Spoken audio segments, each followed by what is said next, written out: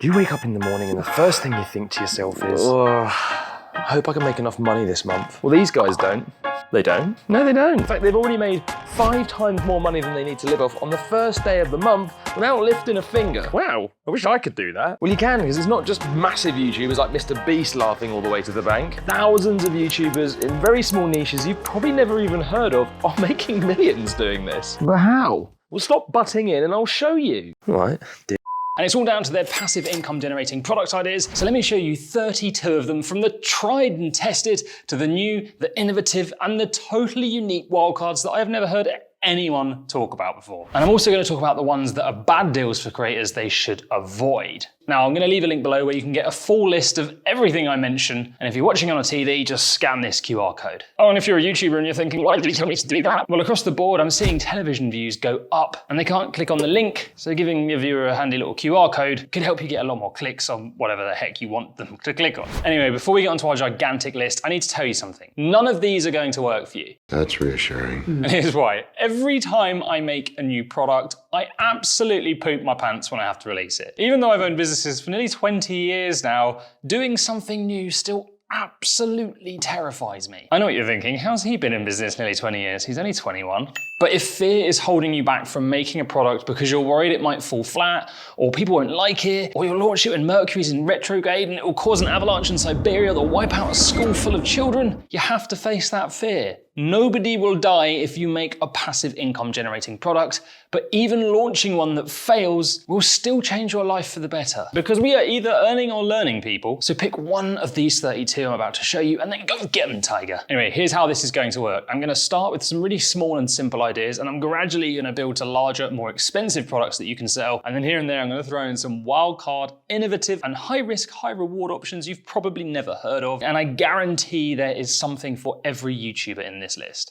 Okay, let's do this. Number 1, most YouTubers have one of these, a camera, and you've probably got one of these too, a mic. My point is this, how often are you actually using them? Because they're all assets that could be making you money in your sleep by going on a website like Fat Llama here and just renting them out. The camera I'm filming on right now, I can actually get $80 a day renting, and my backup camera, which is ancient, I can get like $20 for. Now sure, this is not life-changing, but why not make that kit work hard for you? Number 2. So I used to own a video production company in the UK, and you know what used to really grind my gears? Finding a studio to film in was a complete nightmare. There were like 3 in London and none outside of it, and one of the ones in London we had to stop using because clients complained they were too afraid to go to the area. And we paid between 500 and 1,000 smackers a day for these places that were basically just a big empty room in a war zone. So if you have a fancy YouTube studio you film in, rent it out. You can set up Calendly, have people pay to book in on the days that you don't want it, and you don't even have to be there. You could get a key box that you can remote unlock, and you can make a simple video that walks people through the setup too. And if you're worried about people breaking stuff, just get a big scary dog or a CCTV camera. I filmed in this studio I'm in right now, which is actually the last time I'll ever be filming in it. And why it echoes so much, because there's literally nothing in here other than this desk and that crap behind me. It's huge. Anyway, I filmed in this studio twice in the last 2 months.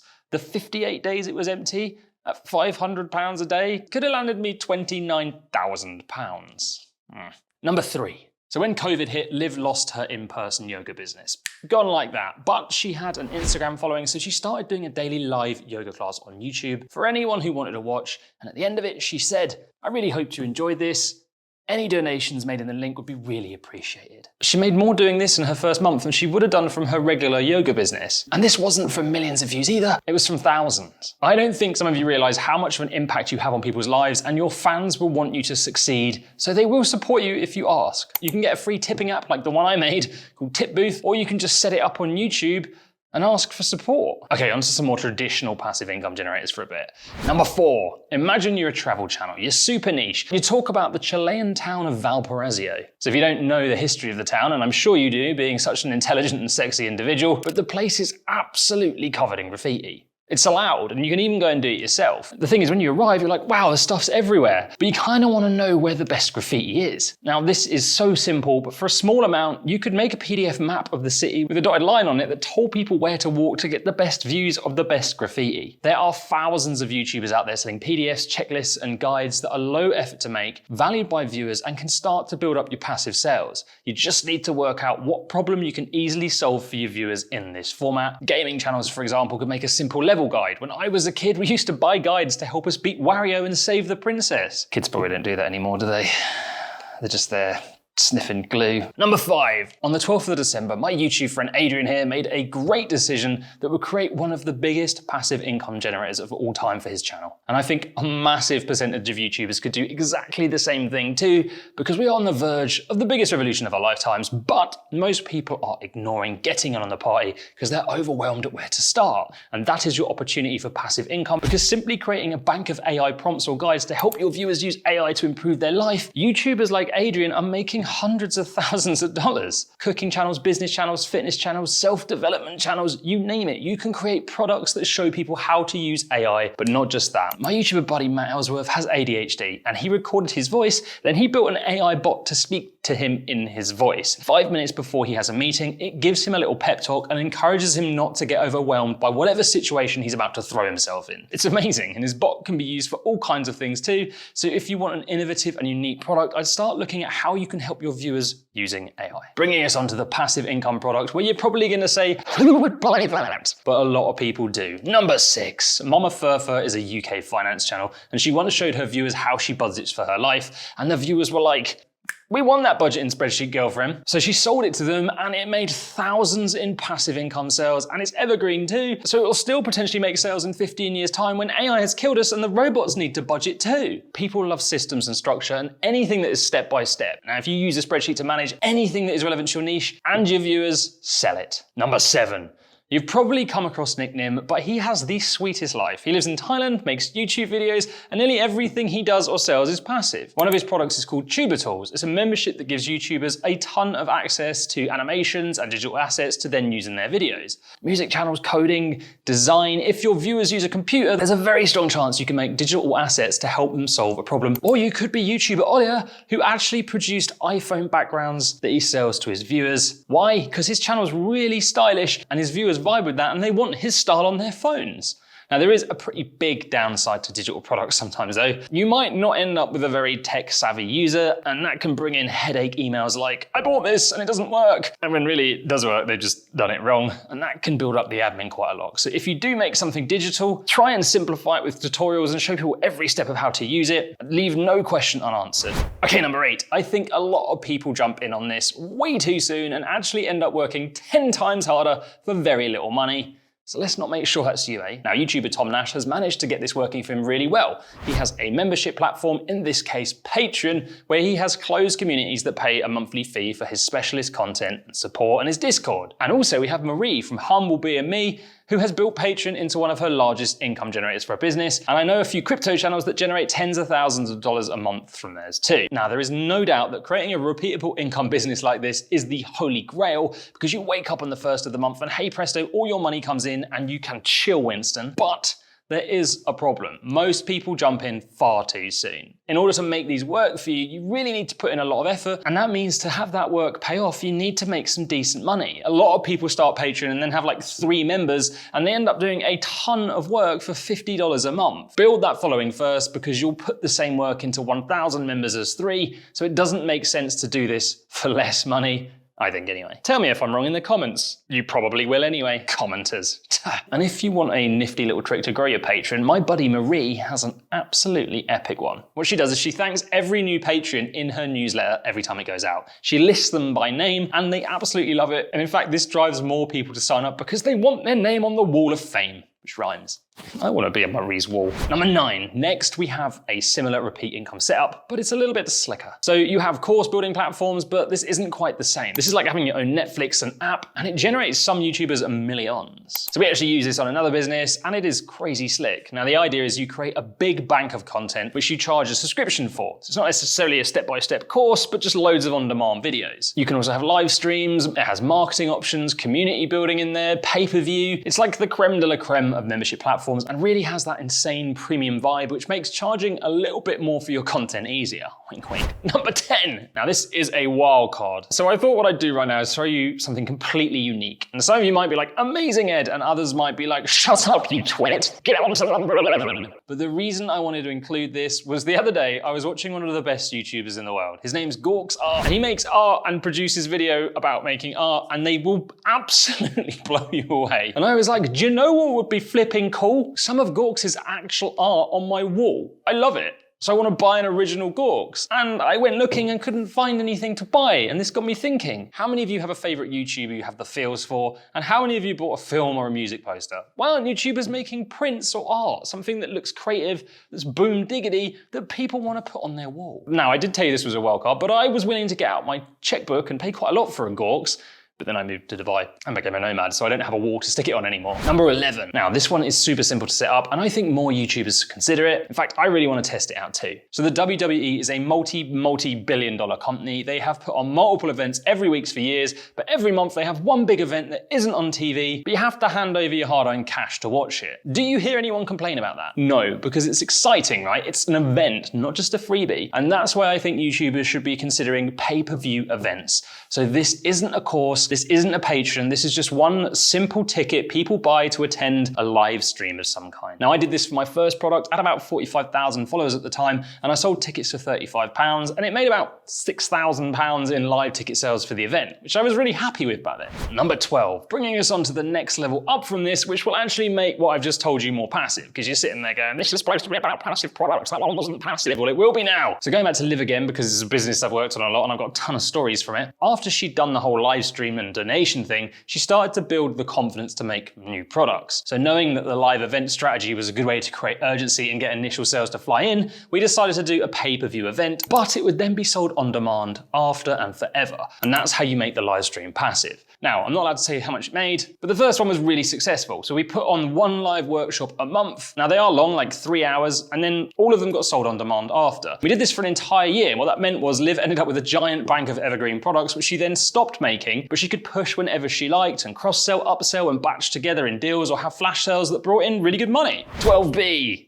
I got 12 again, B. Now I'm going to hit you with one more bonus point here that's relevant to Liv's business, because this took what worked on the workshops and made it parabolic. So one big problem about online courses is it's very hard to get people to complete them. Now I'm going to talk about this a lot more soon. However, completion rates can increase as well as sales when instead of your pitch being buy my course, your pitch is buy my challenge instead. And the great thing about challenge is you give the buyer a result to be excited by in the title. For example, the 30-day backflip challenge. Then you build in daily tasks which keep them accountable. So Liv managed to teach people to headstand doing this, and sales were fantastic, as well as the results she got. And what's cool is once you build this, you can leave it on, but our strategy was a little different. We turned them off, and then that meant there was more urgency for people to sign up every time we run a new one, which built up more hype, and it was a fantastic way to market. Number 13. Now this one's absolutely amazing because your passive income product is nothing. So Grace Beverly sells empty books and they are making a killing. The books are sexy looking planners that people put the content in themselves, and I think most educators in particular could create these. What's even better is you don't have to do the work. There are companies out there who will make them for you and then drop ship them,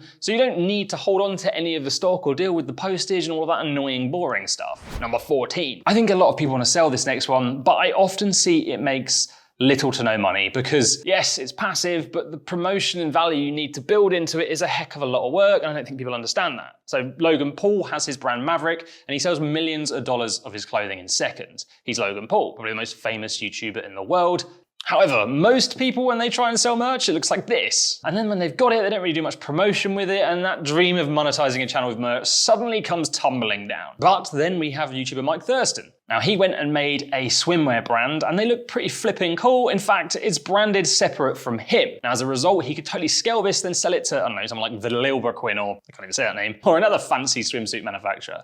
So although it's his brand, it's not all about him, and that feels like where the big money is in merch, using your personal brand to promote a separate one. Number 15, keeping on the product theme. So going back to Liv, she'd always wanted to make a yoga mat, so we got in touch with a dude in China to scope out sustainable materials and factories to make us for them. When you do this, you need to put in like a minimum order and get them shipped from China to sell them. So we hooked up with a warehouse who's local to us, who was going to store the yoga mats and ship them and then deal with all the annoying things like returns. It was a really cool experience to learn about this, But one day Liv gets a message from this company called Genflow and they're like, hey, we'll make you anything you like. It turns out they could do all the making of the mat, help with design, store it, post it, and do all the boring stuff. So all Liv needed to do was to promote it. And then when you looked at how much money it would make you, well, it just didn't seem that much sense to keep trying to do it on our own. And the product was great too, but I do have to point out one thing, which kind of annoyed me. I'm not gonna let it go. Their team wasn't the most professional on the launch day. They kept moving the dates of when it was gonna go up for sale, which when you're trying to market something is a real pain in the bum. And like a day before launch, they were like, oh yeah, we forgot to mention delivery to the USA is $100 extra. Failed to mention that one. Quite a big whoopsie, eh? So although the product side was great and there's no complaints there, I would still think about doing the research into delivery costs and taxes too, just in case the person you're working with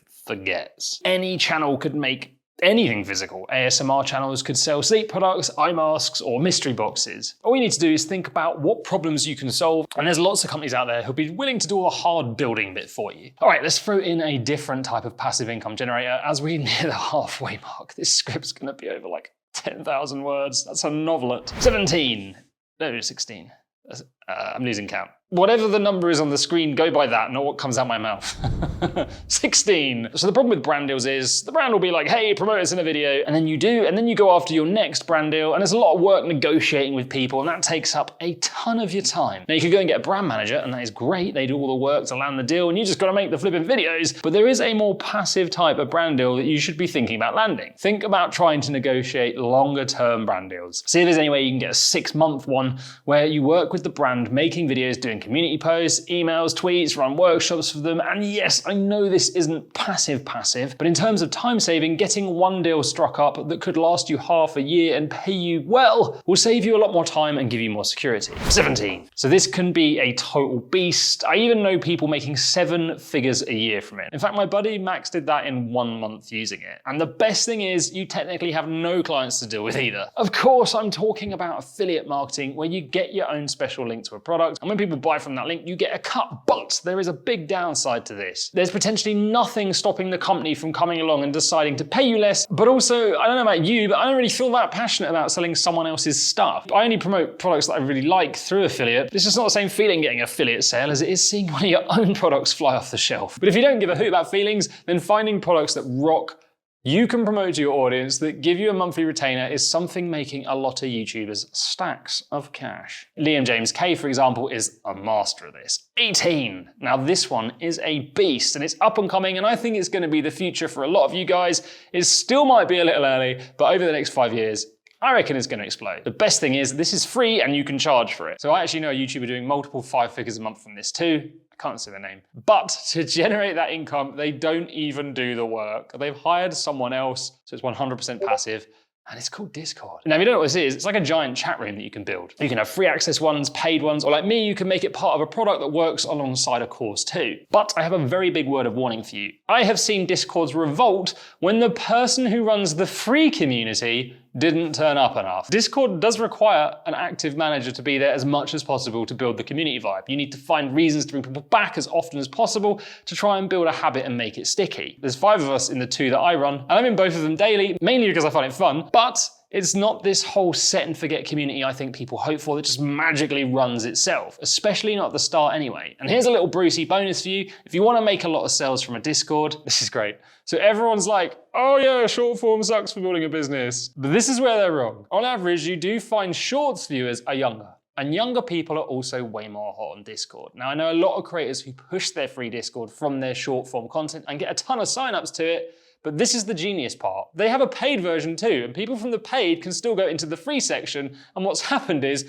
all the people in the free ask about the paid version, and the people paying love it, so they do all the sales work to get more people into the paid. The guys who are making this work are doing really big business from it too. I'm gonna do an entire video on Discord soon, so subscribe so you don't miss out on that. 19. My camera keeps overheating. I'm gonna have to put the aircon on. Okay, to celebrate us hitting number 19 and my camera overheating for the 3rd time in a row, I'm gonna give you a complete wild card, and I actually think this might solve the #1 problem for this type of content going. So if you don't know this, even when people pay thousands of dollars for a course, it's still really hard to get them to complete it. Cheap courses in particular have tiny percentage completion rates, and the annoying thing about this is it's then hard to get more results and referrals for all of your hard work. But why do people struggle to complete courses? Well, one reason is life just gets in the way. People find it hard to dedicate the time to just sit down and get their course on. So to solve this, I had an idea. Make it so people can digest your course in the bath, on the loo, running, cooking, cleaning, or on their way to work. And instead of making it all videos and text, just make the whole thing an audio course. Imagine a podcast style course. It could be kick-ass. You could present info, get guests on. You can even now plug your own voice into AI so it learns how you talk, and then that could present the whole thing. You could just write it. Not that presenting's that tough. Well, not when you've presented like a million videos like me. It's really hard at the start. Anyway, of course, see what I did there? Of course, if what you talk about is super visual, this isn't gonna work that well, but I think this is a wild card we should be considering a lot. Audio courses, baby, they're the future. 20. Now these next two are similar, and I actually think a lot of YouTubers should avoid them. One I actually have a problem with, and I think it can take advantage of YouTubers who are a little less experienced in the business realm. Anyway, the first of these two, Ali Abdaal and Marcus Brownlee have opted for, and they are smart, so I'm sure they have their reasons, but yeah, I'm not convinced. So Skillshare and Udemy are giant course platforms. They get a ton of traffic, and that brings people searching for courses rather than wanting to just buy a course from their one trusted content creator that they've been following for years. So if you've not built up a following yet, you can potentially get sales by getting as many good reviews as you can and then appearing in the searches from random people who have never heard of you, which is great. The problem I have with this is though, when you have more of a following, why do you need the platform? You'll end up with a tiny amount per sale because they keep costs very low, and I think most established creators would be better off keeping everything on their own platform where they have full control over their destiny. Now, Skillshare also offer this benefit of if someone signs up using your link, you get a cut. But when I think about the different YouTubers out there, I still really struggle to place a type that would be better off using Udemy and Skillshare than doing it all themselves. Number 21. Now this is an extension of the previous, and hot take alert, I think it can take advantage of the YouTubers with a following, especially the ones who are not too worldly in the business sense. So let me explain by telling you what happened to me. A while ago, I got an offer coming via email. It said, we want to pay you to build a course for our platform, and that's not all. We'll provide the set, the team to produce it, and someone to help you write it, and then we'll host it too. Now they offered me an upfront fee of $6,000, and said that I would then get half the proceeds of every sale too. Now I can imagine a lot of people would be like, yeah, that's a sweet deal. The thing is, you're a YouTuber, you know how to make videos, teach, write, edit, present, and you have a following potentially. So when I did the maths, it worked out I needed to be the record-selling course seller of all time on their platform to even come close to what I do on my own with a much less time-intensive product. So I'm always really skeptical of platforms who want to harness your knowledge and following, because when you get to the stage you have a following, do you need that platform? And you need their rules and their regulations and the pressure they'll put on you to get things done, which might not be a bad thing. Now, if you don't know how to make videos, I can see this being unbelievably good. But be warned, when people invite you to their giant shared platform, I just feel like they're gonna take advantage of the new people to business who don't realize they'd be better off on their own. Just thought I'd give my own opinion. Number 22. I can't remember the last time I counted this high. Harder than it looks. Anyway, 22 is another flipping wild card that I'm actually super excited about. So going back to courses and how it's hard to get people to complete them, there's a lot of people out there trying to solve this, but a fellow YouTuber called Jason, who actually made one of the most imitated YouTube thumbnails of all time, this one, well, he might have solved it. And to show you why, I need to ask you a question. What's more addictive, TikTok or crack? It's TikTok, right? It's just impossible to get off because you get that constant satisfaction, unlike crack, which is satisfying until you're sick. I've heard. On regular old YouTube, you have to wait ages for a payoff, but on TikTok, you just keep getting smashed with payoff after payoff, and that's what makes it so sticky. Enter Jason, who went and built a short-form course platform. Just like the audio idea, this is all about making courses more digestible, so you could quickly smash out a few lessons on the bus or on the loo. But also, because the info would be condensed, no fluff, no filler, you'd only get the best bits. Now, you might be sitting there thinking to yourself, well, I want a deep dive when I buy a course. And I agree, but what's better? You learn something in 60 seconds or nothing in 2 hours because you never had the time to sit down and do it. And I think if you're smart enough writer and you learn how to use metaphors and visual elements, then in a few minutes you could teach deep concepts to anyone. Number 23, bringing us on to the one that all of us scammy online business people love to shove down your throats, and these generate millions and millions and millions and billions of dollars. It's time to take a look at the good old-fashioned regular course. But what could I possibly make a course about, Ed? I get that comment all the time. I'm a travel channel, I'm a lifestyle channel. I can't. How does one course? Well, you can. It's pretty easy. So Eva Sue has a travel channel. She's currently making a course on storytelling. Matt Devella had a channel about quitting donuts, and he made a YouTube channel. I made myself laugh. Matt Devella had a channel about quitting donuts, and he made a YouTube course too. And Graham Stephan, he talks about money and stuff. And he also did the same. Oh, I love Matt Devella. I know what I'm doing is giving myself more competition here.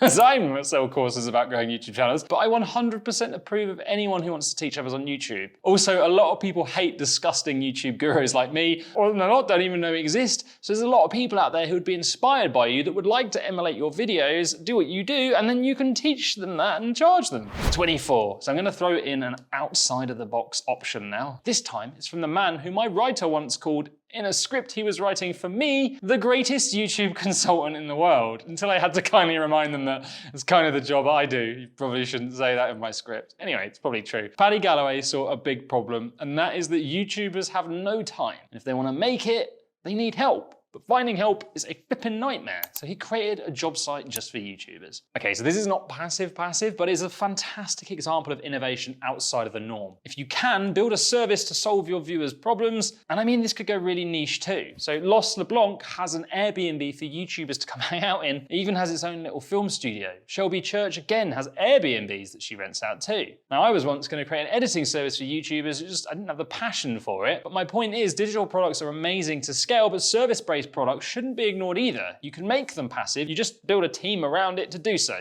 Easy. 25, going back to a more traditional option. Now these are kind of similar to some other ones, but I want to point out Jay Klaus here, who has been having tremendous success with this. And he's making hundreds of thousands of dollars a year as a result, and I'm sure in the next year that'll be millions. So what Jay does is have an online community for business owners. They get to ask questions, network with other businesses, watch courses, lessons, and then he caps the amount of people that can join it. And this gives it a nice exclusive vibe. And then he can focus on building in a ton of value to this community. And it's a fantastic product as a result. Creating online communities could be another passive option. Of course, like most, they're never 100% passive, but they could be if you manage them right. Hamza also has a giant online community too, and he's raking in a ton of money. What's cool about his is his community do meetups in person, and he even has a Zoom call at meal times because he realized that he used to eat alone, so he wanted to appeal to other men out there who didn't have anyone to talk to during dinner. Genius. 26. Ali Abdaal famously made 200 grand in 10 minutes doing this next one. It's the daddy of online courses and communities combined. You tend to find they cost a lot to join, so they can make YouTubers a ton of money, but they are also a hell of a lot of work to build and manage, and if you scale yours up to the size he did, don't even like thinking about it. Of course, I'm talking about cohorts. Personally, I kept mine small to like 30 people, because I like to kind of meet my students and get stuck in and help them out. But if you want to try and make millions and have a team do everything else, this is one of the best ways to do it. Firstly, you can pick a time frame they run over. Could be 4 weeks, could be 8, could be 12, could be 10, I don't know, could be whatever you like. Then each week you give people new content and tasks to work on. Now, some people will do their cohorts completely live, meaning they don't have anything pre-recorded. I personally think it's a little crazy. Firstly, because you will never find the perfect time to put your live call on, and you'll have less people join if it's 100% that. Secondly, in a 15-minute video with smart writing, I reckon I can teach you more than most people could in a 90-minute Zoom. Visual storytelling is a beast, so I think that's more efficient. Look at me talking about stuff. I personally have videos that unlock every week, and then I have a 90-minute live each week to give feedback and answer questions, so it kind of combines the best of both worlds. And then usually what you find is alongside this, they have a support community. So I have a Discord where students can get support at any time they like, so long as me and the team are awake. Now, some cohorts use communities like School or Circle, which is less of a chat room, kind of more of a forum. I personally think Discord's amazing. It's free, you can pay to upgrade to do certain things, but it's instant. 27. Now this one's something anyone could consider. It will take a lot to pull off, but it could potentially become one of your big offerings. Now, so in the real world, there are events for everything. Massive tech events to Comic-Con to super niche events too. So you could turn an event into a virtual summit with speakers and workshops. And I'm actually surprised more YouTubers don't do this. If you've got a network you can harness to bring in as speakers and experts to your events, or you have mad organization skills, then why not think about making the event in your niche? Cool thing is you could even make them in person too, but the passive side, that's not very passive, is it? Well, hold your horses. The passive side comes from selling on recordings all year after. Plus you'll also get tons of content filming this to promote the whole thing. 28. Now I touched on this before, but it's probably the ultimate product and business model, so I want to go deeper. So I recently tried to build a software for YouTubers that would do a ton of research for them and help them find patterns and trends on YouTube. And it didn't work out because the costs to do it were astronomical and no one wanted to pay for it. But Max, who I mentioned earlier, He had more success creating software that's relevant to his audience called Finova. Ali Abdal has been making an AI plugin to speed up editing, and even building a simple Chrome extension can generate you a lot in sales. You of course need to find the right people to make it for you, but software could be a fantastic passive product for any YouTuber, as long as you can think of an idea. 29. This one's genius, and I've not actually seen anyone do it before until I stumbled across Starter Story, who've generated $1.5 million so far from their idea. And they're gonna generate way more, I'm certain of it. And this idea is really simple. They have compiled thousands of case studies from business owners who have had success growing their businesses online, and then they have packaged that up to sell. Now, you've probably seen their videos exploding all over YouTube too, as they have a fantastic channel. And what's cool about this is, for $1, you can try it for a week, and then it's a very reasonable $348 for the rest of the year. And there's tons of other things in there too, not just case studies. To me, this is super smart. It's an innovative product. It's not following the traditional course model, and I think that's a good thing. So anything you can do to differentiate is gonna help you stick out, and these guys seem to be onto a winner here. So 30, this one's for the future. Unless you're watching this in the future, then it's for the now. So let's say you're a crafts channel. It's gonna be possible soon to make augmented reality apps. Now, these could be something like a set of instructions that you show on a headset to your viewers in augmented reality to give them the next step, or it could be a guide that tells them to put their left hand through the right loop. I don't know anything about crafts. And then they can rotate 3D models and do all sorts of amazing hands-on things. You can make games, useful tools, or just create something weird for your viewers to interact with. For me personally, I'm really excited about augmented reality and VR meetups with viewers, but for now, I just want to open your eyes to a new kid on the block. 31.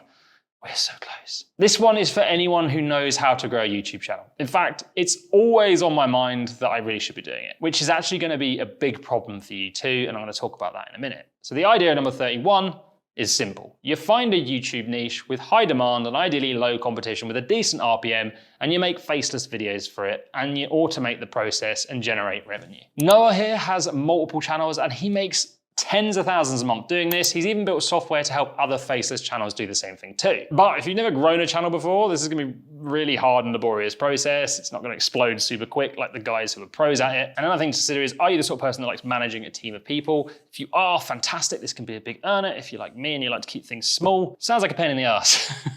32. So when you make it as a YouTuber with an online business, you can make absolutely obscene amounts of money. This opens up the biggest first world problem of all time. YouTubers don't know what to do with all their money. Recently, I've been talking to YouTubers who, instead of doing any of these products I've spoken to, are just investing in other people who are doing them instead. And that's a totally viable option for many of you. So keep an eye out for innovation in the space and put your cash into someone else's passive income generating ideas instead. By the way, if you got this far, well done. So the problem is this: when I was researching, I was like, man, I want to take on like 15 different products now. But that's gonna cause overwhelm and confusion and more problems because you won't be focused on one. So instead, watch this video next to learn a far more manageable and tried and tested system super successful, smart and sexy YouTubers swear by. That's a hard sentence to say. I did it, I finished the long video.